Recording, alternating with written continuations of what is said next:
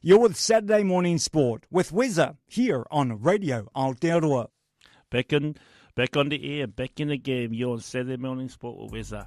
And here we're talking this morning with all things rugby with Tony Alatini and Taine Randall. I just want to pivot to you, Tony. And I know you're involved with a trust. Do you want to share a bit more about the trust you're involved with? Awesome. And Malo, okay, just in short, so we are with the Malakai Alatini Trust, and we use sport, movement, and mentoring as a vehicle to create positive outcomes for our young people. That's where we started from, our secondary school kids. And that was through rugby with families and communities. We believe that because of our lessons, man, we learned through rugby, physical activity, discipline, resilience, our teamwork, and also accountability.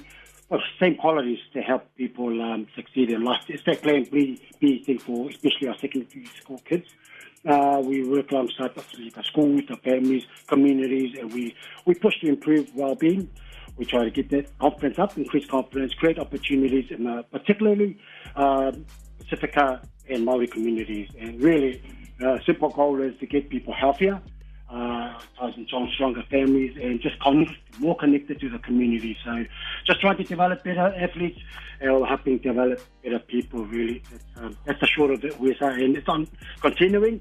My brother and myself and two of our friends started up, we're going on our 10th year, but we just registered 8 years ago, and although we don't work for it full-time, one day, Taumua and Tongan Division is that I would love to work for our trust full-time. Tony, in terms of kids that you guys actually work with, yes. how many would you actually serve over a year? Oh, geez. We would like more, but it's easily over 100. Just depends on the programs. And also, we don't do it full time. It's always up on top of our main job. But all up, easily over 100, depending on what schools we go to. Oh, very good. What about you, Taine? You're involved in a trust as well up in Northland? Yeah, so it's called the Rugby for Life Foundation. And it started in Northland, and the point of it was that especially for the clubs from not so wealthy areas, it's really hard, when everyone's working and stuff. And so what we've done, we've put what we call a Rugby for Life coordinator. We pay them, they go on a couple of days a week, usually a local, and they just help, because the kids are there. And they help with basically organising jerseys and getting old auntie or uncle to coach. And we help them apply for funding so that they can do a lot of stuff. And what we've seen is these clubs have turned, from zero, in some cases, 0 players to over 200. And they've become sports associations, rugby, netball, league and that. And if you look at across the board in New Zealand, playing numbers are pretty static. But you compare that to Northland, where we started. We've got 27 clubs now that we support, with a coordinator in each club. And Northland's registered numbers, you look at the last 3 to 5 years, 20% increase, 10% increase, 30% increase. And so we're just about getting people, little kids who have got, just with a wee bit of organisation, that we give them a purpose. They go into these clubs and it helps with the communities. So that's what we support. And last year we branched out of Northland, so we supported a club in Tokoroa. And it's gone from about 20 players in this club, and that was one senior team, to over 200 now. And it's great for the sport, but it's mostly great for the community. Great one, Taine. And what the last thing we're doing, because Michael Jones is one of our patrons, and we're working with his foundation that hopefully next year in South Auckland we're going to run out with hopefully 7 clubs we're going to support. So that's a charity I support, the Rugby for Life Foundation. All right, Taine. I know you got a fundraiser. Can you just give me a quick little thing around that fundraiser next week? So it happened a couple of 2 years ago. It was so good they're doing it again. They had the New Zealand Parliamentarian rugby team. They go and play a whole lot of games.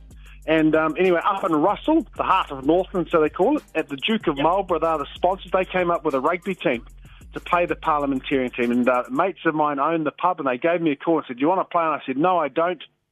And they said, David Seymour's playing, Chris Hipkins, James Meagher, all these little guys from Parliament. So they called a few of our mates, and we're definitely in. Yeah, let's go and smoke them and we'll have a good time. Well, we turn up.